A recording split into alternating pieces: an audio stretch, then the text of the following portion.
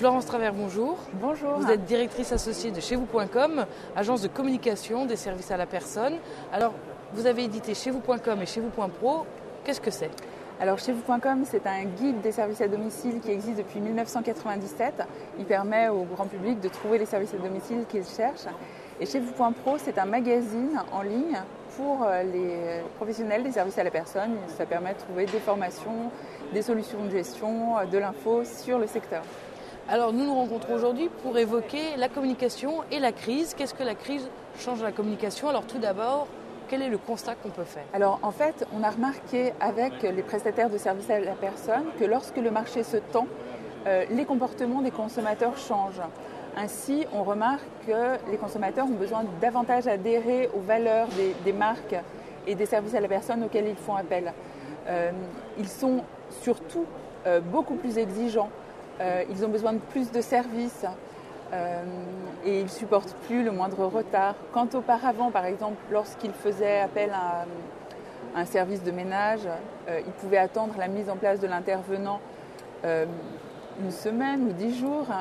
Là, la mise en place doit être rapide et quasi instantanée et ils ne tolèrent pas de devoir changer d'intervenante. Il faut que ce soit toujours la même. Donc, je pense qu'il faut vraiment s'adapter à ce changement d'attitude des consommateurs et être réceptif et réagir, oui, bien. Alors, que leur conseillez-vous ? Alors, je pense que d'abord, oui, pour répondre aux besoins d'exigence accrus, il faut leur conseiller l'excellence. Il faut leur conseiller de vraiment étudier très très précisément leur façon de fonctionner pour qu'il y ait le moins d'accros possible dans la relation commerciale et dans la relation de communication. Mais on peut leur conseiller des choses plus originales. On peut leur conseiller aussi de profiter de cette période un petit peu de latence où tout le monde a tendance à se cacher, à serrer, voire couper les budgets de communication pour en profiter, pour être beaucoup plus ambitieux et beaucoup plus original que tout le monde. Et on peut leur conseiller l'audace.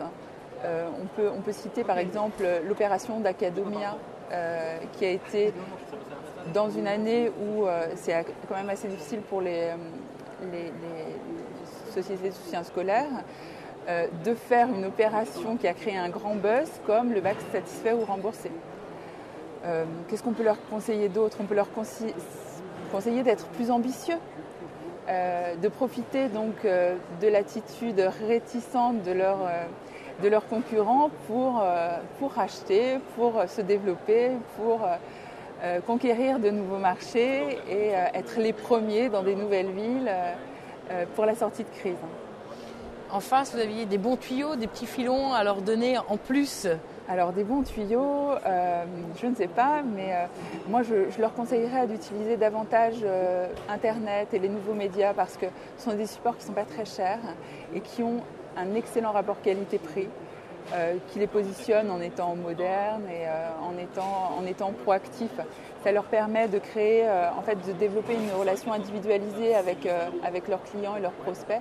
Enfin, on peut leur conseiller, par exemple, de tenter l'expérience des médias sociaux, pourquoi pas, de tenter l'expérience du blog, qui permet une interactivité avec le grand public. Et puis, là encore, de se positionner en tant qu'expert pour pouvoir conquérir des nouvelles parts de marché. Florence Travers, je vous remercie. Merci beaucoup.